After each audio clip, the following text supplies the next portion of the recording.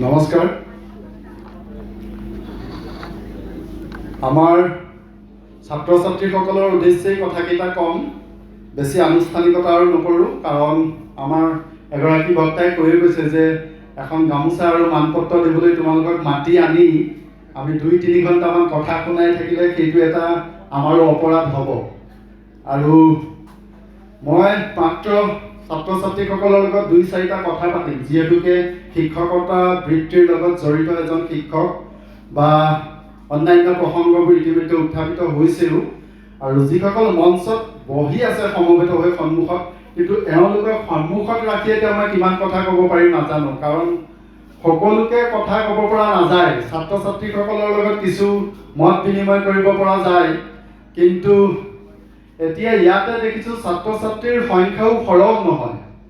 আচ্ছা, মই আমাৰ ডিব্ৰুগড় জিলা অনুসূচিত জাতি পৰিষদৰ এই কীৰ্তি ছাত্ৰ ছাত্ৰীৰ সম্বৰ্ধনা অনুষ্ঠানটোৰ সন্মানীয় সভাপতি ডাঙৰীয়াৰ পৰা এটা ক্ষমা বিচাৰিছোঁ যে মই আৰু যিটো আদৰণিৰ প্ৰথমে ক'ব লাগে কিন্তু অকণ শ্বৰ্টকাট কৰিছোঁ সময় বচাবলৈ। আপোনালোকক আটাইলৈকে মই মোৰ যথাযোগ্য সন্মান প্ৰদৰ্শন কৰিছোঁ আৰু 2-4টা কথাৰে মই সামৰিব বিচাৰিছোঁ, সেইকাৰণে আপোনালোকে যদি ক্ষমা কৰি দিয়ে। আচ্ছা, মই এইকাৰণে তোমালোকক এই কথাকেইটা সুধিলোঁ, আজি যদি এতিয়া এই মুহূৰ্তত তোমালোকক কোৱা হৈছে, ধৰি লোৱা এইখন এখন চাকৰি দিবৰ কাৰণে ইণ্টাৰভিউ বৰ্ডৰ ইয়াতে কিছুমান মানুহ বহি আছে, তোমালোকক যদি সোধে এটা প্ৰশ্ন সুধিব আৰু প্ৰশ্নটো যদি তোমালোকে উত্তৰ দিব পাৰা তেতিয়াহ'লে তোমালোকক কৈব যে তোমালোকক এটা ভাল চাকৰি দিয়া হ'ব। এতিয়া প্ৰশ্নটো হৈছে, মই প্ৰশ্নটো কৰোঁ, তোমালোকে কোনে সম্পূৰ্ণ শুদ্ধ উত্তৰ দিব পাৰিবা হাতখন দাঙিলেই হ'ল। ধৰি লোৱা কিয়ে চাকৰি পাব। আচ্ছা, প্ৰশ্নটো এনেকুৱা, ভাৰতৰ সংবিধানখন আমি জানো, সকলোৱে জানো নাই? জানো। আৰু এটা কথাও চাগে জানা, তোমালোকে জনাটো উচিত, কিয়নো আজিকালি 9ম-10ম শ্ৰেণীতে ছ'চিয়েল ছায়েন্সত তোমালোকৰ সমাজ বিজ্ঞানত এইবোৰ পঢ়োৱা হয়। সমাজ বিজ্ঞানত 9ম-10ম বুলি নহয়, একেবাৰে 4-5ৰ পৰা সেই বস্তুবোৰ তোমালোকে পাই আহিছা। ভাৰতৰ সংবিধানখন পৃথিৱীৰ আটাইতকৈ দীৰ্ঘতম সংবিধান, জানানে? দীৰ্ঘতম লিখিত সংবিধান, হয় নহয়? হয়। আচ্ছা, এতিয়া তোমালোকৰ প্ৰশ্নটো হৈছে যে ভাৰতবৰ্ষৰ সংবিধানখনৰ যিটো প্ৰস্তাৱনা, জানানে? প্ৰিএম্বল বুলি যিটো কয় ইংলিছ মিডিয়ামৰ ছাত্ৰ ছাত্ৰীসকলে, সেই প্ৰস্তাৱনাটো যদি এতিয়া আমাৰ যিসকল ইণ্টাৰভিউ বৰ্ডৰ ব্যক্তি আছে তেওঁলোকে প্ৰশ্নটো তোমালোকক আগবঢ়াইছে, যিজন ছাত্ৰ বা ছাত্ৰীয়ে প্ৰস্তাৱনাটো সম্পূৰ্ণ শুদ্ধকৈ ক'ব পাৰিবা তেওঁকেই চাকৰিটো দিব পৰা যাব। এতিয়া তোমালোকৰ কিমানে পাৰিবা? হাত দাঙা, কেৱল হাতখন দাঙিলেই হ'ল। প্ৰস্তাৱনাটো ক'ব লাগে। ভাৰতীয় সংবিধানখনটো পৃথিৱীৰ ভিতৰত সৰ্ববৃহৎ, আজিলৈকে কোনোবাই মুখস্থ ৰাখিছে বুলি মই আশা কৰা নাই, কিন্তু প্ৰস্তাৱনাটো কোনোবাই এজন আছানে? কাৰণ 4, 5, 6, 7 ইংলিছ মিডিয়ামৰ সকলেতো পঢ়িছে, আমাৰ অসমীয়া মিডিয়ামৰ সকলেও পঢ়িছে, আমি সেইটো ন দি ক'ব পাৰোঁ, আৰু হায়াৰ ছেকেণ্ডেৰীটো পঢ়িছে, এজনো নাই। এইটো ডাঙৰ কথা হয় নেকি? কোনোবা ক'ব নালাগে, মোক প্ৰস্তাৱনাটো ক'ব নালাগে, হাত দাঙিলে হ'ল, জাষ্ট মই পাৰিম। চাকৰিৰ কথা আছে চোৱা, তেনেকুৱা হয়। মই এইকাৰণে ক'ব খুজিছোঁ, আজি ৰিচেণ্টলি মই প্ৰতিষ্ঠানখনৰ কথা নকওঁ, তোমালোকে জানাই KB বুলি কিছুমান ইনষ্টিটিউট আছে নাই? কেন্দ্ৰীয় বিদ্যালয় জানা? এখন কেন্দ্ৰীয় বিদ্যালয়, মই নামটো নকওঁ, এখন কেন্দ্ৰীয় বিদ্যালয়ত এতিয়া সমগ্ৰ কেন্দ্ৰীয় বিদ্যালয়সমূহত এপইণ্টমেণ্ট ব্যৱস্থা চলি আছে, কণ্ট্ৰেকচুৱেল বেচিছ টিচাৰ এপইণ্টমেণ্ট চলি আছে। আৰু শেহতীয়াকৈ আজি 4-5 দিনমান হৈছে এখন কেন্দ্ৰীয় বিদ্যালয়ত, মই নামটো এতিয়া ক'ব খোজা নাই কিয়নো ৰিজাল্ট এতিয়াও দিয়াই নাই, কেন্দ্ৰীয় বিদ্যালয়ত শিক্ষকসকলৰ ছাবজেক্ট টিচাৰ বা ছ'চিয়েল ছায়েন্সৰ টিচাৰসকলৰ যি ইণ্টাৰভিউ বৰ্ডত মোক মাতিছিলে, সৌভাগ্যক্ৰমে মই তাতে ইণ্টাৰভিউ লৈছিলোঁ। মই সেইকাৰণে কথাটো তোমালোকক সুধিছোঁ যে তোমালোকে হাতখন দাঙিব পৰা নাই, মানে মই ধৰি লৈছোঁ যে তোমালোকে ক'ব নোৱাৰিবা, হয় নাই? গতিকে সেই প্ৰশ্নটো মই তেওঁলোককো কৰিছোঁ। গতিকে চোৱা, আমাৰ দুৰ্বলতাসমূহ ক'ত? আৰু তোমালোকৰ ইয়াতে সম্বৰ্ধনা ল'বলৈ আহিছা ফাৰ্ষ্ট ডিভিজনৰ ওপৰৰখিনি, আমি ছেকেণ্ড ডিভিজনৰ থাৰ্ড ডিভিজনখিনি আমি এতিয়ালৈকে কনচিডাৰ কৰাই নাই। আৰু মই এইকাৰণে ক'ব খুজিছোঁ যে য'ত মই ইণ্টাৰভিউ ল'বলৈ গৈছিলোঁ সেই কেন্দ্ৰীয় বিদ্যালয়খনত, তাতে যিসকল শিক্ষক পাইছিলোঁ, আৰু তোমালোকে এটা কথা জানা যে কেন্দ্ৰীয় বিদ্যালয়সমূহত এপিয়াৰ হ'বলৈ, চাকৰি পিছৰ কথা, চাকৰি ইণ্টাৰভিউত বহিবৰ কাৰণে তেওঁলোকে CTET পাছ কৰিব লাগিব। আমাৰ যেনেকৈ অসম চৰকাৰে টেট পাতে, চেণ্ট্ৰেল টেট পাতে, চেণ্ট্ৰেল টেট পাছ কৰিব লাগিব, তেওঁলোকে উত্তীৰ্ণ হ'ব লাগিব, প্লাছ পোষ্ট গ্ৰেজুৱেট হ'ব লাগিব তেওঁলোকৰ BEd ডিগ্ৰী থাকিব লাগিব। গতিকে সাধাৰণ ছাত্ৰ ছাত্ৰী নহয়, মেট্ৰিক হায়াৰ ছেকেণ্ডেৰী তোমালোকৰ নিচিনা সম্বৰ্ধনা লৈছে, লৈ ডিগ্ৰী পঢ়িছে 70, 78, 90, 80 তেনেকুৱা পাৰ্চেণ্ট পাইছে, পাই BEd কৰিছে, কৰি চেণ্ট্ৰেল টেট পাছ কৰিছে। তাৰপিছত মইতো সেইটো ডাঙৰ প্ৰশ্ন, তোমালোকক যিটো সুধিছোঁ সেইটো খুব ডাঙৰ প্ৰশ্ন, সেইটোতো পৰা নাই তেওঁলোকে। ইভেন আটাইতকৈ খুব মানে এইখিনি ক'ব লগা হৈছে ছাত্ৰ ছাত্ৰীসকলৰ কাৰণে, তোমালোকে কাৰণ তেনেকুৱাকৈ সাজু হ'ব লাগিব। এতিয়া ভাৰতৰ জনসংখ্যাটো ক'ব পৰা নাই। আমি কৈছোঁ যে ভাৰতৰ জনসংখ্যা যিটো সংখ্যাটো ক'ব নালাগে, কিন্তু এটা এপ্ৰক্সিমেট এটা আইডিয়া দিব পাৰিলেও হ'ব। কোনোবাই কৈছে 400 মিলিয়ন, কোনোবাই কৈছে কিবা তেনেকুৱা। গতিকে আমাৰ কিছুমান দুৰ্বলতা আছে, সেই দুৰ্বলতাখিনি ক'ব খুজিছোঁ। এই যে আমি মাৰ্কছৰ পিছত দৌৰি আছোঁ, ইটোৰ পিছত সেইটো, খুব ভাল ভাল মাৰ্কছ পাইছে। তেতিয়া মই বিশ্ববিদ্যালয়ৰ মোৰ শিক্ষাগুৰু এজনৰ লগত পোনপটীয়াকৈ ফোনত কথাও পাইছোঁ যে ছাৰ মাৰ্কছ কেনেকৈ পাইছে ছাত্ৰ ছাত্ৰীসকলে। কৈছে যে এইটো এটা বৰ ডাঙৰ সাঁথৰ, কেনেকৈ পাইছে আমিও নাজানো। গতিকে নিম্নতম যিকেইটা ন্যূনতম আমাৰ জানিবলগীয়া কথা, ভাল মাৰ্কছ লাগিব, কাৰণ ভাল মাৰ্কছ নহ'লে এতিয়া ক'তো যাব পৰাৰ সুযোগ সুবিধাবোৰ আমাৰ দুৱাৰবোৰ বন্ধ থাকিব। কিন্তু আমাৰ যিখিনি প্ৰয়োজন এজন ছাত্ৰ বা এজন ছাত্ৰীৰ পৰা সাধাৰণভাৱে আমি যিখিনি আশা কৰোঁ, সেই কথা বতৰাকেইটা আমি কিন্তু জানিব লাগিব। এগৰাকী পোষ্ট গ্ৰেজুৱেট টিচাৰে শেহতীয়াকৈ আমাৰ বিশেষকৈ অৰ্থনীতি, মই এইকাৰণে কৈছোঁ যে অৰ্থনীতিত PGT, ইকনমিক্স PGT ইণ্টাৰভিউ দিবলৈ আহিছে, সুধিছে যে বিত্তমন্ত্ৰী বৰ্তমান কোন, ক'ব পৰা নাই। আৰু সেই ছবিখন কেৱল এইখন কেবি বুলি নহয়, বহুতৰ মাজত আমাৰ এতিয়া ছাত্ৰ ছাত্ৰীসকলৰ গুণগত দিশটো তেনেকুৱা হৈছে। আমি তোমালোকৰ সম্বৰ্ধনা দিবলৈ আনি আজি তেনেকুৱা কথাখিনি ঋণাত্মক কথাখিনি ক'ব খোজা নাই। তোমালোক খুবেই প্ৰতিভাৱান ছাত্ৰ ছাত্ৰী, তোমালোকৰ মাজত কিছুমান প্ৰতিভা অন্তৰ্নিহিত হৈ সোমাই আছে, কিন্তু আমাৰ ক'ৰবাত অকণমান গেপ হৈছে যে আমি নিজৰ প্ৰতিভা, নিজৰ যোগ্যতা, নিজৰ গুণ থকা স্বত্তেও আমি প্ৰকৃত দিশত নিজকে আগুৱাই লৈ যাব পৰা ক'ৰবাত আমাৰ খুঁটি নাটি থাকি গৈছে নেকি? বা আমাৰ উচ্চ শিক্ষানুষ্ঠানসমূহেও সেই খুঁটি নাটিসমূহ আমাক বিচাৰি উলিয়াব পৰা নাই নেকি? কিন্তু তাতে উচ্চ শিক্ষানুষ্ঠান সেই কাৰণে জগৰীয়া নহয়। তেওঁলোক জগৰীয়া যদিহে প্ৰকৃত সময়ত তোমালোকক মানপত্ৰ বা চাৰ্টিফিকেটখন নিদিয়ে, কিন্তু তোমালোকৰ গুণগত দিশ নিৰূপণ কৰা মানপত্ৰখনেই তেওঁলোকৰ কাৰণে সৰ্বশেষ উপায়। বাকীখিনিত তেওঁলোকৰ কিন্তু দায়িত্ব নাই বুলিয়ে ক'ব পাৰি, যদিও আছে। কিন্তু সেই দায়িত্বখিনি কোনে ল'ব? সেই দায়িত্বখিনি ছাত্ৰ ছাত্ৰীয়ে নিজে ল'ব লাগিব। এই প্ৰশ্নটো আমিও জনা নাছিলোঁ, সেইটো ডাঙৰ কথা নহয়। কিন্তু মোৰ ছোৱালীজনীয়ে জানে, মই আচৰিত হৈছোঁ। ছোৱালীজনী ক্লাছ 5ত পঢ়ে, তাইক প্ৰস্তাৱনাটো মই জুখি চাইছিলোঁ যে তুমি প্ৰস্তাৱনাটো ক'ব পাৰিবা। তাই কিন্তু কেইটামান লাইন ক'ব পাৰিছিল। ব্যক্তিগত খণ্ডৰ বিদ্যালয়সমূহৰ কিন্তু সেইটো এটা শুভ লক্ষণ। তেওঁলোকে ক'ত কুকুৰিয়াব লাগে, ছাত্ৰজনক কি শিকাব লাগে, সেই কথাবোৰ একেবাৰে নজনা নহয়। দুই এটা জানে, সুবিধাখিনি কোনে কেনেকৈ লয় সেইটো আমি নাজানো। গতিকে সেই সংবিধানৰ প্ৰস্তাৱনাটো মই এতিয়া গোটেইটো নকওঁ, বহুত দীঘল নহয়, চৰ্ট। কিন্তু আজিৰ তাৰিখৰ পৰা আমি এটা কথা মনত ৰাখিব লাগিব। মই ইণ্টাৰভিউৰ কথা কৈছোঁ যদিও ইণ্টাৰভিউটোৰ কাৰণে নহয়, কিন্তু প্ৰস্তাৱনাটো এই কাৰণেই জানিব লাগে, ভাৰতীয় সংবিধানখনৰ একেবাৰে দাপোন যিটো এটা ছাবষ্টেন্স বুলি ক'ব পাৰি, গোটেই সংবিধানখনৰ যিটো ছবি, গোটেই ছবিটো সেই প্ৰস্তাৱনাটোৱে ধৰি ৰাখিছে। আৰু তাত একেবাৰে প্ৰথমতে লিখিছে, We the people of India having solemnly resolved to constitute India into a sovereign, socially secular, democratic republic to secure its citizens justice, social, economic, political. আৰু আছে কেৱললৈকে আছে, মই গোটেইকেইটা নকওঁ, এইকেইটাতে মই ৰৈ দিছোঁ। এইকেইটা কথা আমি কিয় জানিব লাগিব? মই তেওঁলোকৰ পূৰ্বৰ বক্তাসকলৰ প্ৰসংগ এটা টানি আনিছোঁ, মই তেওঁলোকৰ কথাখিনি নকওঁগৈ, কিন্তু এই কাৰণেই জানিব লাগিব সেই ভাৰতীয় সংবিধানখনৰ প্ৰস্তাৱনা আৰু উল্লেখ আছে যে প্ৰস্তাৱনাটো সংশোধন কৰিব পৰা নাযায়। নিয়ম মতে প্ৰস্তাৱনাত হাত দিব নালাগে, কিন্তু দিলে, ইতিমধ্যে ভাৰত চৰকাৰে দিলে। সেইটো এটা বেলেগ অধ্যায়, তোমালোকে অধ্যয়ন অধ্যাপনা কৰিবা পিছত। প্ৰস্তাৱনাটো হাত দিব নালাগিছিলে, আৰু সেই প্ৰস্তাৱনাত স্পষ্টকৈ লিখা আছে, তাত লিখা আছে যে টু চিকিউৰ দি চিটিজেনছ, ভাৰতবৰ্ষৰ নাগৰিকসকলক নিৰাপদকৈ ৰাখিব লাগিব। কোন ক্ষেত্ৰত নিৰাপদ কৰি ৰাখিব লাগিব? জাষ্টিছৰ ক্ষেত্ৰত ন্যায় প্ৰদান কৰিব লাগিব ভাৰতৰ প্ৰতিজন জনসাধাৰণক।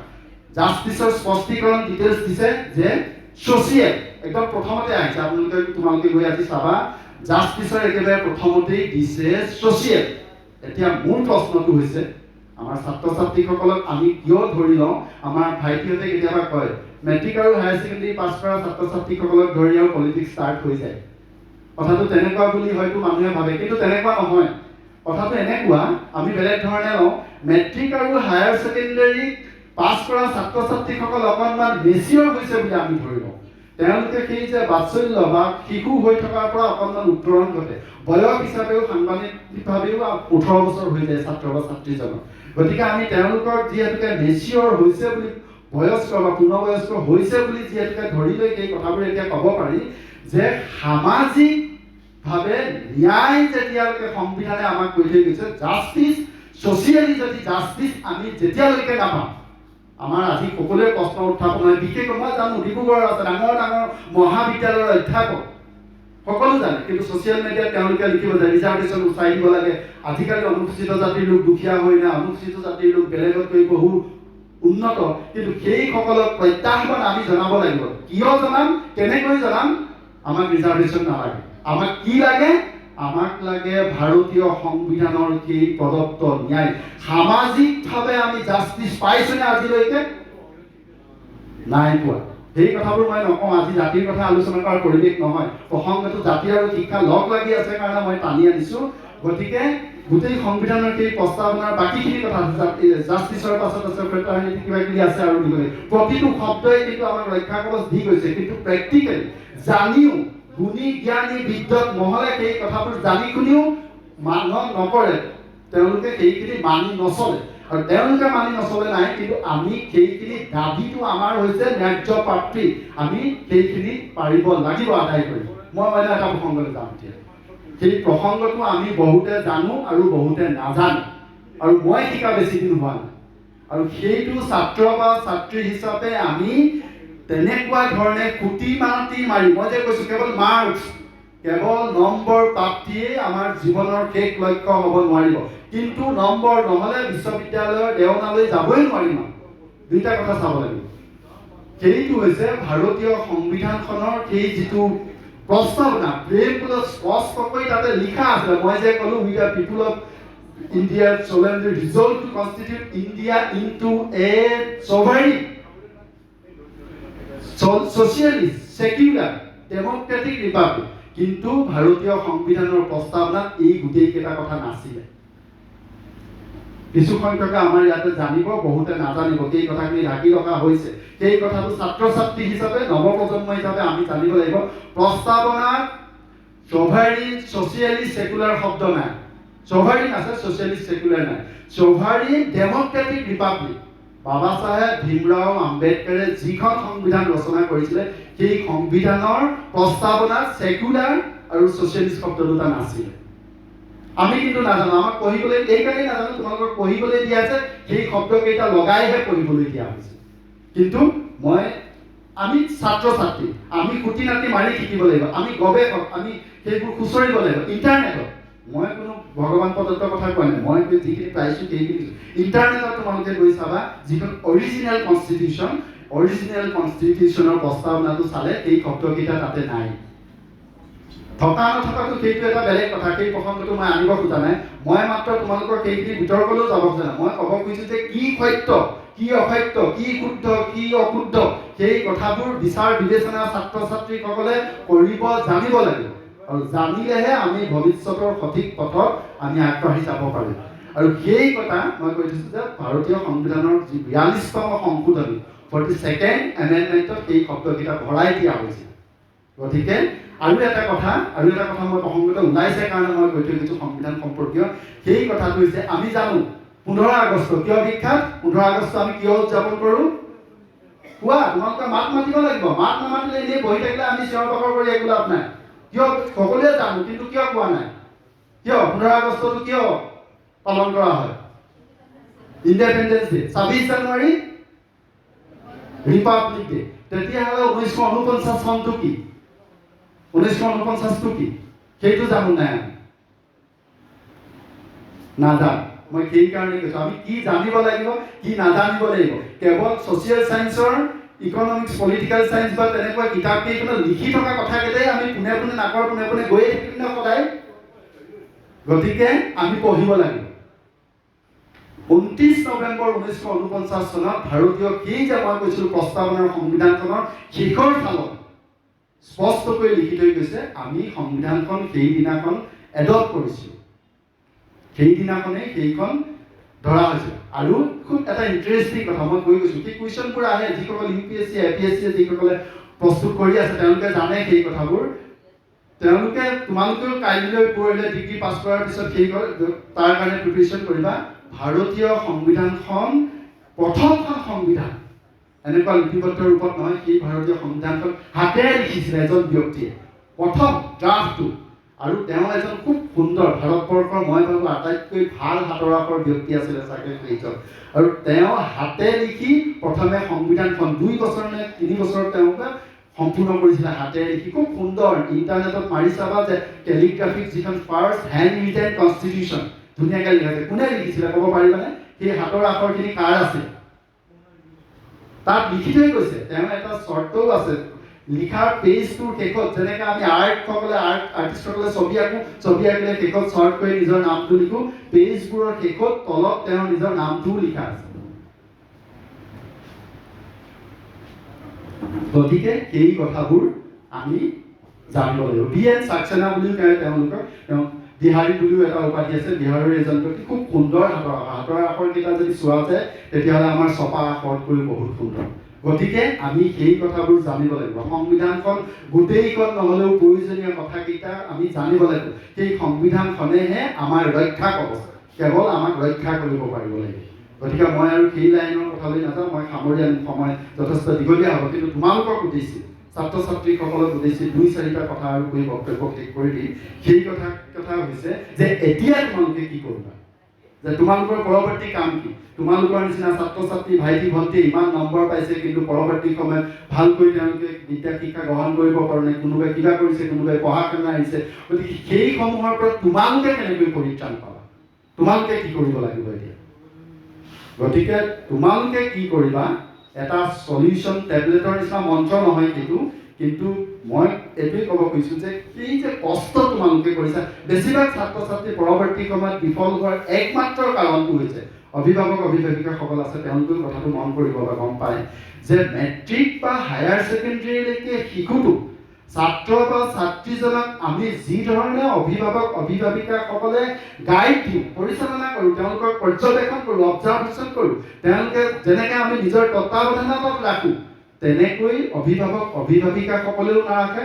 আৰু ছাত্ৰ বা ছাত্ৰীজনীও মেট্ৰিকত মই লিখি দিম, আমি কথাটো কওঁ নহয়, মই বাওঁ হাতেৰে লিখি দিম বুলি কয় নহয়, বাওঁ হাতেৰে লিখি দিয়াৰ নিচিনাকৈ তোমালোকক ক'ব পাৰোঁ যে বেছিভাগ ছাত্ৰ ছাত্ৰীয়ে ডিগ্ৰী বা উচ্চ শিক্ষালৈ যোৱাৰ পিছত আৰু সেই মেট্ৰিক বা হায়াৰ ছেকেণ্ডেৰীলৈ প্ৰস্তুত কৰাৰ নিচিনা প্ৰস্তুতি কোনেও নচলায়। তেওঁলোকৰ কি হয় মই নাজানো, কি এনে পৰিৱৰ্তন হয় মই নাজানো, বয়সৰ মাত্ৰ ইফাল সিফাল অকণমান সময়ৰ, কিন্তু তেওঁলোকে সেই পঢ়াৰ যিটো ধৰণ আছিলে মেট্ৰিক হায়াৰ ছেকেণ্ডেৰীৰ নিচিনা, সেই ধৰণটো একেবাৰে এৰি দিয়ে। আৰু সফলতা সেইজনেই হয়, আমাৰ এগৰাকী বক্তাই কৈয়ে গ'ল যে 3rd ডিভিজন পোৱা ছাত্ৰ ছাত্ৰীৰো পৰৱৰ্তী সময়ত ভাল ফলাফল দেখুৱায়। তাৰ কাৰণটোৱেই হৈছে যে আমাৰ এটা ইংৰাজীত শব্দ আছে, সেই শব্দটো খুব ভাল শব্দ, মই সেই শব্দটো বাৰে বাৰে উচ্চাৰণ কৰোঁ। ইংৰাজীত কৈছে যে পাৰ্চিষ্টেণ্ট, অসমীয়াত কয়, অসমীয়াত আৰু ভাল শব্দটো নিৰৱচ্ছিন্নভাৱে।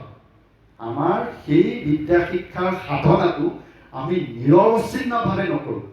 মেট্ৰিক হায়াৰ ছেকেণ্ডেৰীৰ পাছত 3rd ডিভিজনসকলে এইকাৰণে ভাল কৰে, তেওঁলোকৰ মনত এটা দুখ হয়, তেওঁলোকৰ মনত এটা ক্ষোভ হয়, তোমাৰ লগতে পঢ়া ছাত্ৰ বা ছাত্ৰী এজনে ঘৰত, তোমাৰ কাষৰ ঘৰৰ ছাত্ৰ বা ছাত্ৰীজনে 3য় শ্ৰেণীত উত্তীৰ্ণ হৈ আজি ইয়ালৈ আহিবলৈ পোৱা নাই, তুমি গুচি আহিছা। গতিকে তেওঁ পৰৱৰ্তী সময়ত তেওঁ সেই কষ্টটো আৰু বঢ়াই দিয়ে, আৰু সেই তেওঁ নিৰৱচ্ছিন্নভাৱে সফলতাৰ শিখৰলৈ নোযোৱালৈকে তেওঁ একেৰাহে তেওঁ লাগি থাকে। আৰু আমি যিসকলে খুব ভাল কৰোঁ, ষ্টেণ্ড কৰোঁ, কিবা কৰোঁ, 90%, 98, তেওঁলোকৰ পৰৱৰ্তী সময়ত আৰু মানুহৰ এটা শক্তি সামৰ্থ্যৰ কথা থাকে। শক্তি সামৰ্থ্যসমূহ বোলে মানুহে মৰাৰ পিছত ডিঙিটো কাটি দিলেও কিছু সময় দৌৰিব পাৰে, সেইটো ফেক্ট, সেইটো চায়েন্স। গতিকে আমাৰ ভিতৰত এনেকুৱা কিছুমান সংজীৱনী শক্তি আছে, সেই সংজীৱনী শক্তিসমূহে প্ৰয়োজনৰ সময়ত আমাৰ কাম কৰে। যেতিয়া প্ৰয়োজন সময়ত তুমি দেখিবা যে তুমি বিপদৰ সময়ত তোমাৰ দেহত তুমি ভাবি নোপোৱা কিমান শক্তি ওলাই আহে। গতিকে সেই সঞ্জীৱনী শক্তিটো আমি যিয়ে যিমান সময়লৈকে ধৰি ৰাখিব পাৰিম, নিজৰ শক্তি সামৰ্থ্য কষ্ট যিয়ে যিমান সময়লৈকে আমি ধৰি ৰাখিব পাৰিম, সেইসকলেই শেষলৈকে জীৱনৰ সফলতা অৰ্জন কৰিব পাৰা। অন্যথা আমি এইখনে আৰু সম্বৰ্ধনা সভা মই গৈছিলোঁ উদ্যোক্তাসকলক, পাৰিলে ডিগ্ৰীসকলকো মাতিবা, কলেজৰ অকণমান বাঢ়ি যায় কাৰণে নাই মতা, গতিকে ডিগ্ৰীসকলকো আমি মাতিব লাগে। বা ডিগ্ৰীক আমি সম্বৰ্ধনাই নজনাওঁ মানে সংখ্যা কমি আহে, ছাত্ৰ ছাত্ৰীসকলে ভাল ফলাফল নকৰে, বহুতেই ফাৰ্ষ্ট ক্লাছ পায়, বহুতেই নাপায়, গতিকে সেই হাৰটো ক্ৰমান্বয়ে কমি আহে। আৰু মই দীঘলীয়া নকৰি এটা সৰু কাহিনী তোমালোকক কৈ মই বক্তব্য সামৰিম। সেইটো কাহিনী নহয়, সেইটো সঁচা ঘটনা, একচুৱেলি সাধু কথা নহয়, আৰু সেইটো তোমালোকৰ জীৱনবোৰৰ লগত একেবাৰে দৰকাৰী, সেইকাৰণে মই কথাটো কৈছোঁ। সেইটো হৈছে তোমালোকে আমাৰ এটা শব্দ আছে, এটা মানে জতুৱা ঠাঁচৰ নিচিনা এটা পংক্তি আছে, তোমালোকে শুনিছা, সকলোৱে শুনিছা, সেইটো হৈছে ঘঁহোতে ঘঁহোতে শিলো ক্ষয় যায়। শুনিছোঁ নাই? শুনিছোঁ, সকলোৱে কয়, মা দেউতাই বেছিকৈ কয়, হয় নাই? বা আজিকালি তেনেকুৱা বয়সীয়া লোকসকল কমি আহিছে কাৰণে সেই শব্দবোৰ কমি আহিছে। সেই শব্দবোৰ, সেই পংক্তিসমূহ এনেই কোনোবাই ক'ৰবাৰ পৰা আনি ওপৰতে পেলাই দিয়া শব্দ নহয়, তাৰ অন্তৰালত সৃষ্টিৰ কিছুমান যন্ত্ৰণা থাকে। সেই কথাবোৰ আমি জানিব লাগিব, সেই কথাবোৰে আমাক প্ৰেৰণা দিব। সেই ঘঁহোতে ঘঁহোতে শিলো ক্ষয় যায় কথাষাৰ কেনেকৈ আহিলে মই তোমালোকক কৈ দিব খুজিছোঁ। সেইটো হৈছে তোমালোকৰ নিচিনা এজন ছাত্ৰ আছিলে, আৰু তেতিয়া আজিৰ নিচিনা বিদ্যা শিক্ষাৰ প্ৰতিষ্ঠান নাছিলে। তেতিয়া বিদ্যা শিক্ষা আৰম্ভ হৈছিলে আমাৰ গুৰুকুলত। আমি জানোনে? গুৰুকুলত বিদ্যা শিক্ষা আৰম্ভ হৈছিলে। গুৰুৰ টোলত গৈ মাক দেউতাকে থৈ আহে, তাৰপিছত বিদ্যা শিক্ষা যেতিয়া শেষ হ'লে একেবাৰে বিদ্যা সাং কৰিয়ে ঘৰলৈ ঘূৰি আহিব। আমাৰ নিচিনা ঘৰত থাকি পঢ়িবলৈ পোৱা তেতিয়া সুবিধা নাছিল। তেতিয়া তোমালোকৰ নিচিনা এজন ছাত্ৰক পিতৃ মাতৃয়ে নি গুৰুকুলত থৈ আহিলে। ল'ৰাজন খুব ভাল আছিলে, সকলোৰে লগত মিলা জুলা কৰিব পাৰে। তেওঁ প্ৰথম দিনা গৈ লগৰ ছাত্ৰ ছাত্ৰীৰ লগত মিলা প্ৰীতি কৰি, হাঁহি মাতি কৰি সকলোৱে প্ৰিয়পাত্ৰ হৈ বিদ্যা শিক্ষা গৈ আছে, গুৰু পাঠ গৈ আছে, শ্ৰেণীবোৰ ইটোৰ পিছত সিটোলৈ গৈছে, কিন্তু ছাত্ৰজনে উত্তীৰ্ণ হ'ব নোৱাৰে, ওপৰৰ ক্লাছলৈ যাব নোৱাৰে।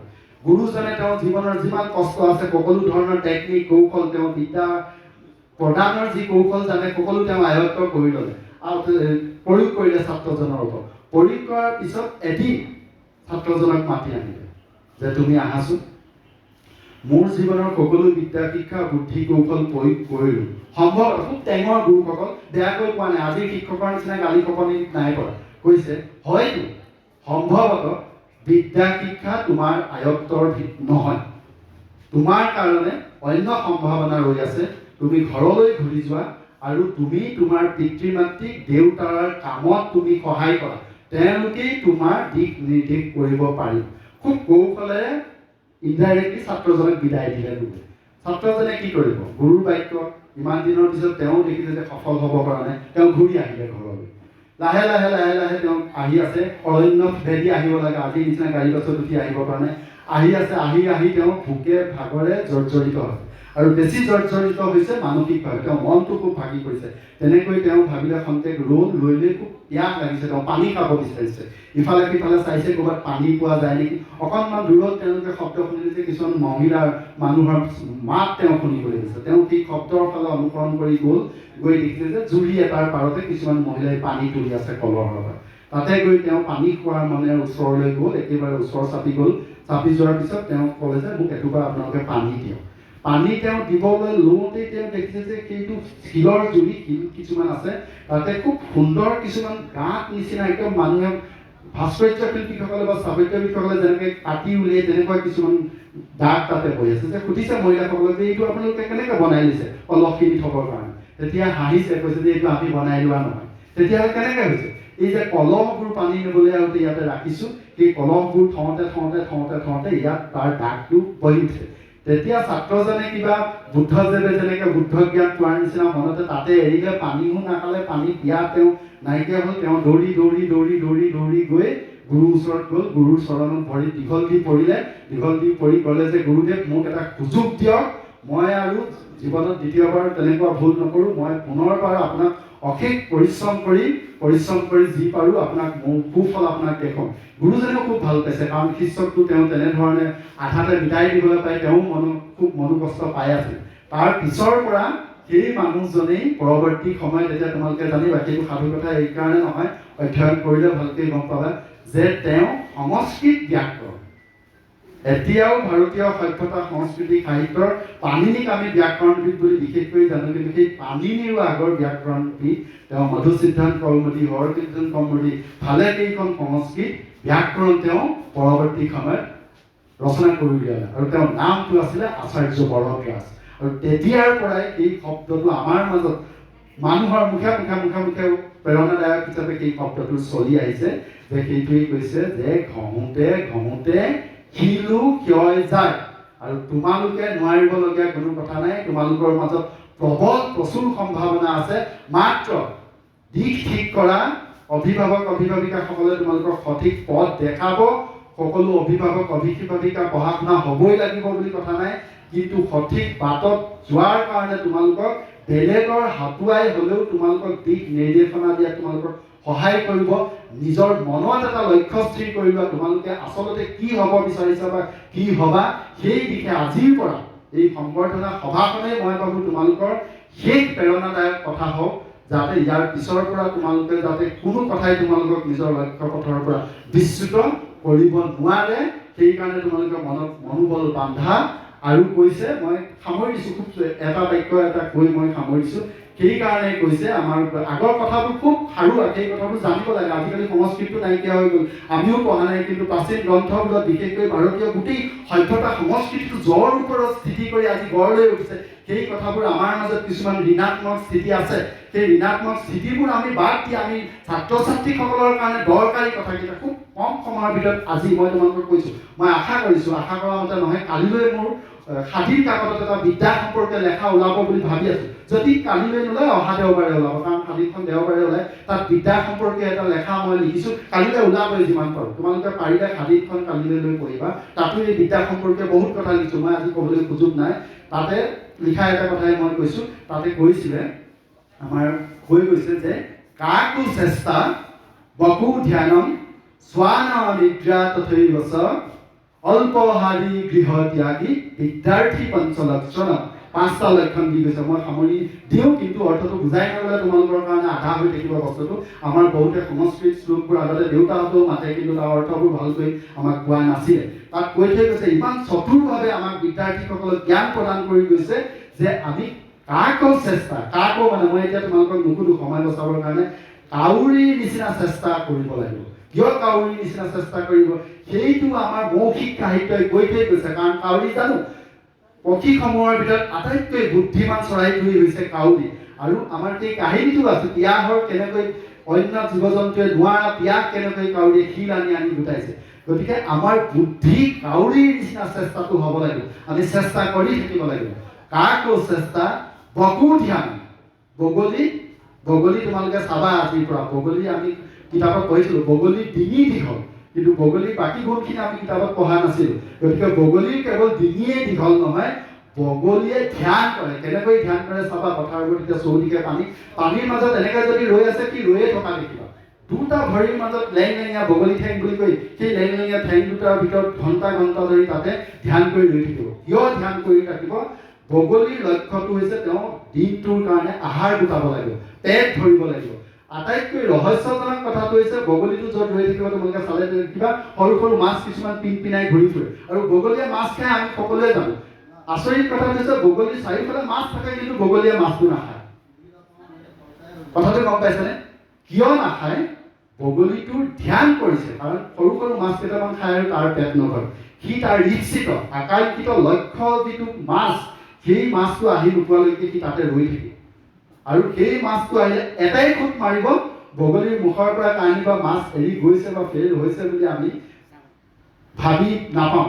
গতিকে বগলীৰ নিচিনা আমি ধ্যান কৰিব লাগিব। সেই কথাবোৰ কেৱল মাত্ৰ শাস্ত্ৰ ভাগৱতৰ কথা বুলি নহয়, সেই কথাবোৰ আমাৰ সাধনা, সেই কথাবোৰে আমাৰ ভাৰতীয়সকলক গঢ়ি তুলিছে, সভ্যতা গঢ়ি তুলিছে। গতিকে সেই কথাবোৰ আমি উত্তৰ প্ৰজন্মই আমি মনত যদি ৰাখোঁ, বুদ্ধিমান ছাত্ৰ ছাত্ৰীসকলে নকয়, কিন্তু আমাৰ দেশতে অসমতে, মই ভাৰতৰ কথা কৈলে এনেকুৱা ছাত্ৰ ছাত্ৰী কিছুমান আছে, তেওঁলোকে সেই কথাবোৰ নক'লেও কিন্তু সেই কথাবোৰ ফলৱতী কৰে, সেই কথাবোৰ কাৰ্যত পৰিণত কৰে। গতিকে বগলীৰ নিচিনা ধ্যান কৰিব লাগিব। কাকো চেষ্টা বকু ধ্যান স্বান নিদ্ৰা তথৈবচ। স্বান মানে কুকুৰক কৈছে সংস্কৃতত, কুকুৰৰ নিচিনা আমাৰ হ'ব লাগিব। কুকুৰৰ নিচিনা এই কাৰণে হ'ব লাগিব বুলি কৈছে, আমি জানো যে কুকুৰ কেৱল প্ৰভুভক্ত বুলি জানো, কেৱল প্ৰভুভক্ত নহয়, কুকুৰে ৰাতি 12 বজাত তুমি সাৰ পোৱা, বাহিৰলৈ যোৱা, 1 বজাত যোৱা, 2 বজাত কুকুৰে তোমাক নেচ শিং জোকাৰি হ'লেও, কাণ জোকাৰি হ'লেও তোমাক সঁহাৰি জনাব। তাৰ মানে কি? তাৰ মানে আমাৰ তোমাৰ মা শুই আছে, তুমি দুৱাৰ খুলি বাহিৰলৈ গৈছা, মায়ে গম পোৱা নাই, কিন্তু বাহিৰত শুই থকা কুকুৰটোৱে গম পাইছে। তাৰ মানে কি?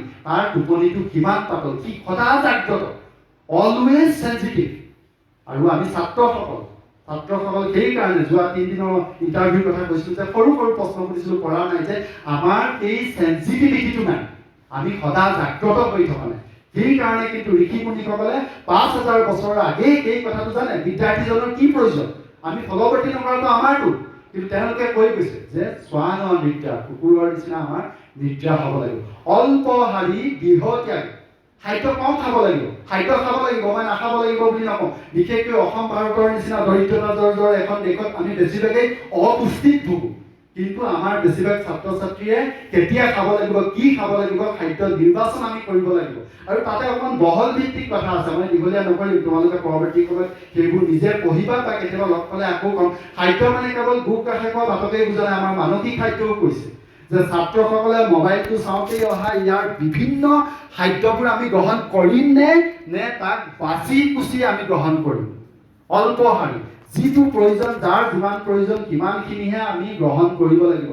যদি গ্ৰহণ নকৰা, ৰাতিপুৱা অহা 16 পৃষ্ঠাৰ বাতৰি কাকতখন যদি পঢ়া শুনা কৰা, কাগজখন নপঢ়ি বুলি ক'লে যদি ৰাতিপুৱা আৰম্ভ কৰা, গধূলিও শেষ নহ'ব 16 পৃষ্ঠা পঢ়োঁতে, হয় নাই? গতিকে আমি সকলো পঢ়িম নে নপঢ়োঁ? যিটো দৰকাৰ সেইটোহে কৰিম। গতিকে অল্পহাৰী গৃহত্যাগ, শেষত কিন্তু এইটো খুব ডাঙৰ কথা কৈছে, গৃহ আমি ত্যাগ কৰিব লাগিব। এতিয়া কথাটো হৈছে ঘৰ দুৱাৰ এৰি আমি কলৈ গুচি যাওঁ। এতিয়াতো গুৰু গৃহৰ শিক্ষা নাই, এতিয়া কিন্তু আছে PG আছে, কি বুলি কয় ডিব্ৰুগড়ত আজিকালি আছে, সেইবোৰ পেয়িং গেষ্ট বুলি কয়, কিবা কিবি কয়, সেইবোৰহে আছে। আৰু সেই পেয়িং গেষ্ট বা গৃহৰ কথা কোৱা নাই, তাত কৈছে গৃহত্যাগী, মানে গৃহ মানে ঘৰ, গৃহ মানে ইংৰাজীত হোম বুলি কয়। হাউচ আৰু হোমৰ মাজত যেনেকৈ পাৰ্থক্য আছে, গৃহ মানে মৰম, গৃহত কোন আছে, গৃহত আছে ভাইটি আছে, গৃহত আছে ভণ্টি আছে, মামা আছে, মাহী আছে, মা আছে, দেউতা আছে। ৰাতিপুৱা যদি পঢ়িবৰ কাৰণে 2 বজাত উঠিছা, মায়ে ঠাণ্ডা দিনত ক'ব ইমান ঠাণ্ডাখনত এতিয়া উঠিব নালাগে, অকণমান দেৰি থাক, ৰাতিপুৱা অলপ দেৰিকৈ উঠিবি। দেৰিলৈকে যদি পঢ়াটো ল'ৰাটোৱে পঢ়ি আছে, মায়ে দেখিবা তোমাৰ টেবুলত ইটোৰ পিছত সিটো দি আছে। ময়ো দেখোঁ ছোৱালীজনী খোৱা বোৱা কৰিব লাগে, কিন্তু দিনটো খোৱা বোৱা একো নিদিয়ে, টেবুলত যেতিয়া বহে ইটোৰ পিছত, টেবুলত যদি পঢ়িবলৈ পঠাইছা, এতিয়ানো খোৱা বোৱাবোৰ কিয় কৰিব লাগে? খোৱা বোৱা কৰাই আনি টেবুলত বহা হ'লেই হয়। গতিকে মা মানে মৰম, গতিকে গৃহ মানে সেই অত্যাধিক মৰম চেনেহবোৰ। আমাৰ ল'ৰা ছোৱালী বেছিভাগ বিপথে যায়, ছাত্ৰ ছাত্ৰী অত্যাধিক মৰম চেনেহৰ বাবে। গতিকে সেই অত্যাধিক মৰম চেনেহ নকৰি যদি আমি ছাত্ৰ ছাত্ৰীক প্ৰকৃত দিশ নিৰ্দেশনা দি তেওঁ ভৱিষ্যত সুৰক্ষিত কৰাৰ দিশে যদি আমি লাভৱান হওঁ, সেই ক্ষেত্ৰত ছাত্ৰ অভিভাৱক সকলোৱে সচেষ্ট হ'ব।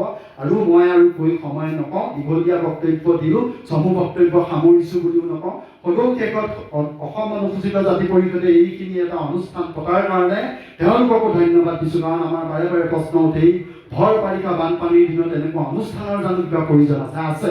কাৰণ ভৰ বাৰিষা বানপানী বুলি তোমালোকৰ এডমিশ্যন ৰৈ থকা নাই, ভৰ বাৰিষা বানপানী বুলি তোমালোকৰ এণ্ট্ৰেঞ্চ ৰৈ থকা নাই। গতিকে আমি সকলো কাম সমান্তৰালভাৱে প্ৰতিকূল পৰিস্থিতিকো নেওচি আমি যিহেতুকে কৰি যাব লাগিব।